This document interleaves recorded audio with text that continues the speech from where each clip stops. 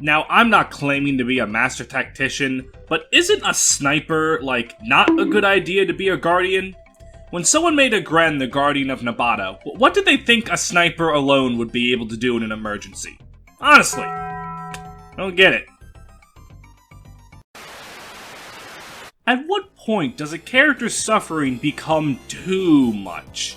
It stops being the setup for a character and just starts becoming mean-spirited.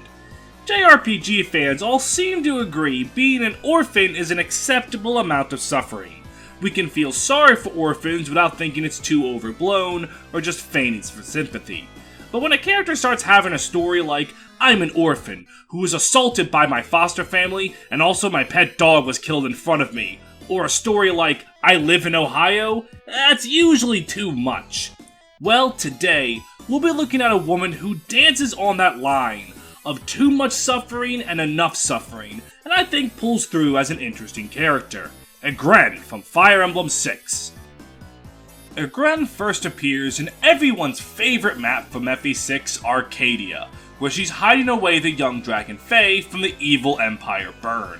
Once Roy comes in and defeats them, and by Roy I mean Rutger and maybe Dick, Igrene offers to help him on his journey, joining his army as a pre-promoted sniper.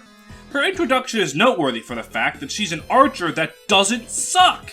Yeah, good archer! It's always a rare sight to see, and is worth admiring for that fact alone. I was actually going to bring up how I thought she was Fire Emblem's first person of color, given that representation is important and all, but people in my Discord were saying that, since Sophia and Faye are white as Wonder Bread, Igrene might just be really tan. Or maybe native Nabetans are dark-skinned, like her and Hawkeye, but the dragon-blooded people like Sophia are light-skinned. Or maybe FE just doesn't care about making it make sense, and we shouldn't either.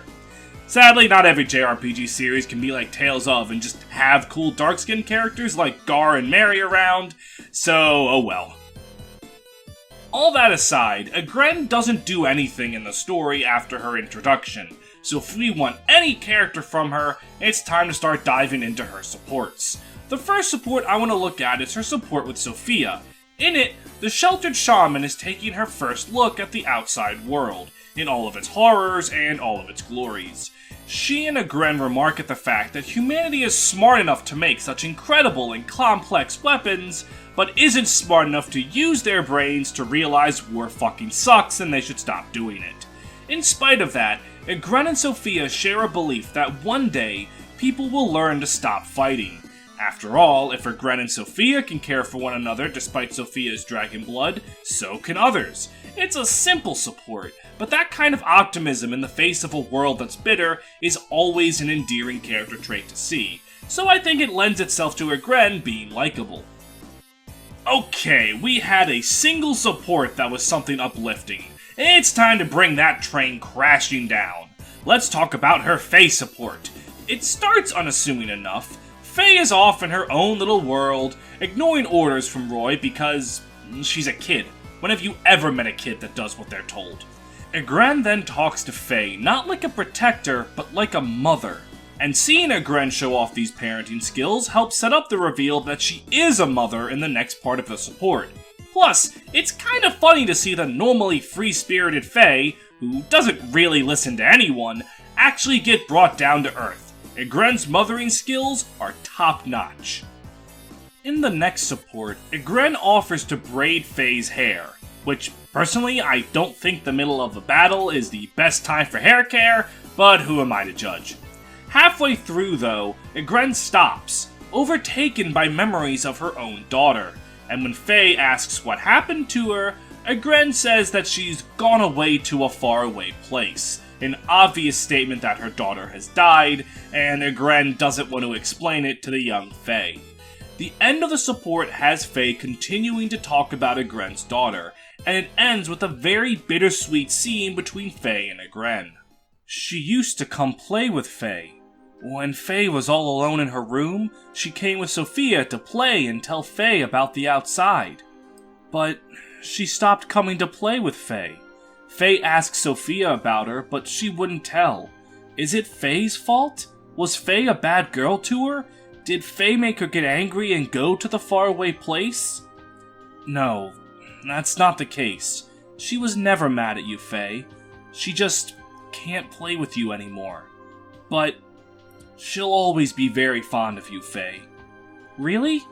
Yes. Of course. This is the kind of support that can completely recontextualize a relationship. Looking at how Igrene treats Faye, you can easily see she's projecting onto her. Igrene lost her little baby girl, but Faye being a child that doesn't age means Igrene can keep being a mother to her, and thinking about that tickles the angst bone in all the right ways. It's one of those small details that lends itself more to fan interpretation than the concrete actions in-game. All we know that Igrene takes care of Faye, but we rarely see it. But in the little bit we get, it's enough for us to really empathize with Igrene. Not that it was very hard to feel bad for the woman that lost her child, but still, it makes you look at Igrene and Faye in a different light than you did before.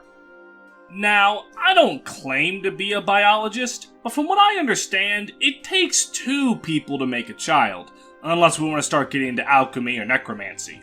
Well, her support with Astolfo seems to answer the question of who the father is, as when she sees him, she says Astolfo looks exactly like her husband who vanished in battle a few years back. She says that her husband, named Gerlois, was an amnesiac who she found outside of Arcadia, riddled with stab wounds, and she nursed him back to health, and one thing led to another and they fell in love.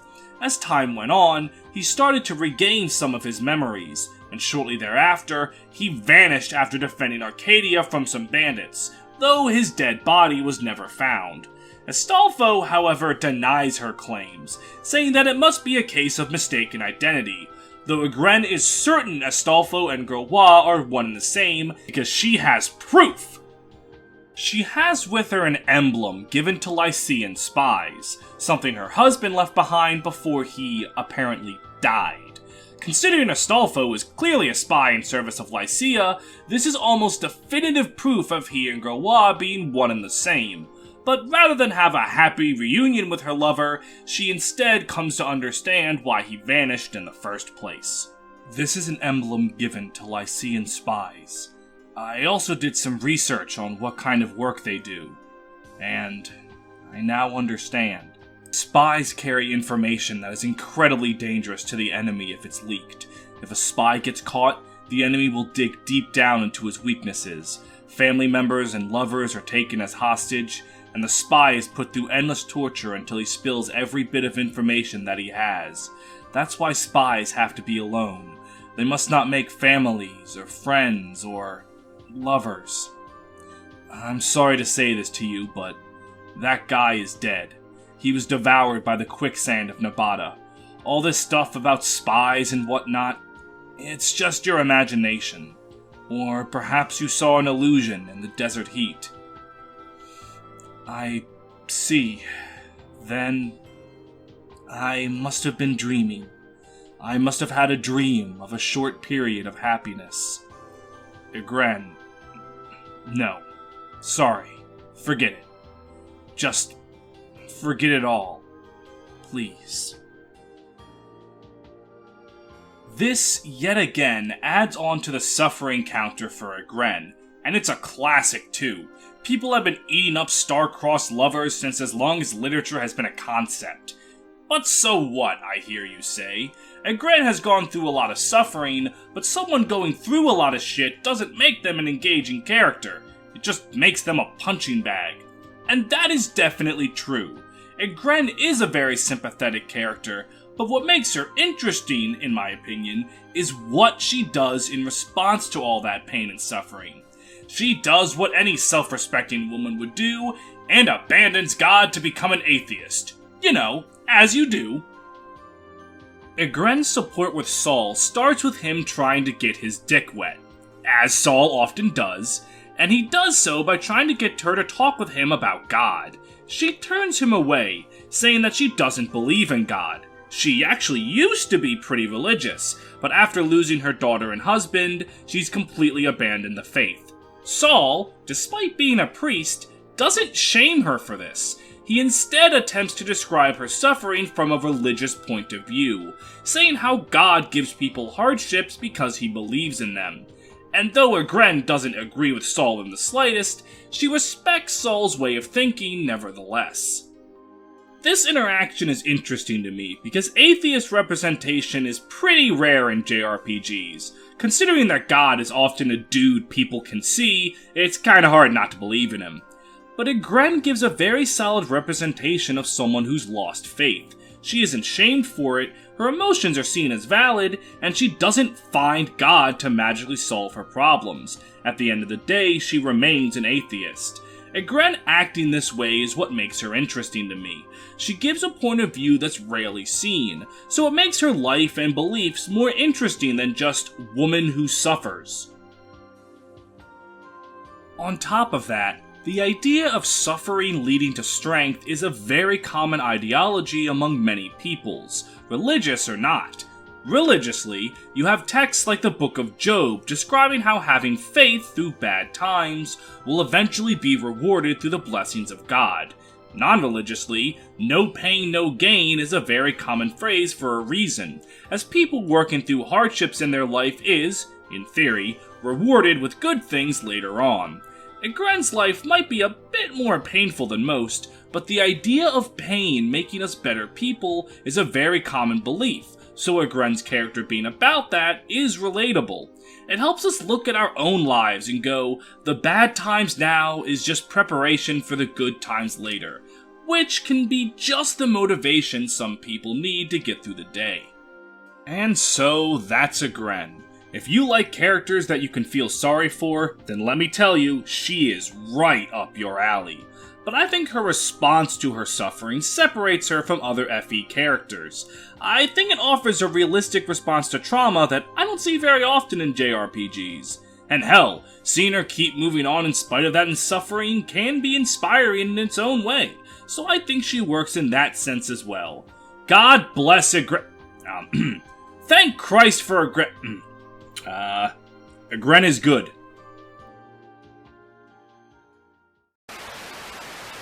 So, even if you don't believe in God, you should believe in the power of capitalism. And by that, I mean give me money. That's right, I have a Patreon, where for as little as $3 a month, you can get access to benefits like panels from future videos, getting your name called out in audio or visual shoutouts, and if you want to cash in $7 a month, you can vote on the episodes that will come out in the future. Right now it's a battle in Arcanea, and surprisingly, Etzel is putting up an even fight against Camus. I kinda thought Camus would take it, but those Etzel fans are coming out in full force. My patrons include the likes of Adebayo Thompson, Andrew Crockett, Atomic X160, Benz Again, Dr. McBackstab, Elizabeth Rangold, Fire Emblem Lord, Follow Pen to the North Star on Twitch, Galade Knight, Great Riek, Green Brigand, Hell on Heelys, Despacito 2, Keithan, Lightning Bolt, Memi, Nevert's the Fallen Shield Guy, Ranger Man Sam, Ryan Walter, Shenlu, Space1255, Steph D, Tato, Tiny Squids, Ya Girl Olwyn, Anti-Ginger, Brentendo11, Drew Hack, Goo Goo Gaga Cornelia Milkers 92, I can't believe he actually did that, what a lord, Kazu Foxfire, Mathematicus, Max, and Upscale Furry Trash. Thank you all for your continued support, and I'll see you in the next one. And so, we've reached the end of another character analysis video. It was always fun to do, thank you for watching them, and I'll hopefully come back for the next one. As always, I'd like to give a shout out to my buddy Green Brigand for looking over the script. Igrene is actually a favorite character of his, given he's also an atheist, so this is your rep, man. Good for you. Good job. If you enjoyed the video, please consider joining the Discord. You're seeing bits from it right now, and we like to have fun there. And don't forget to like, comment, subscribe, ring the bell for notifications, follow the Patreon, and thank you for getting me 3,000 subs. Really, from the bottom of my heart, thank you. I greatly appreciate it. I guess this is the 3K special, or whatever. Until next time. Change the world. My final message.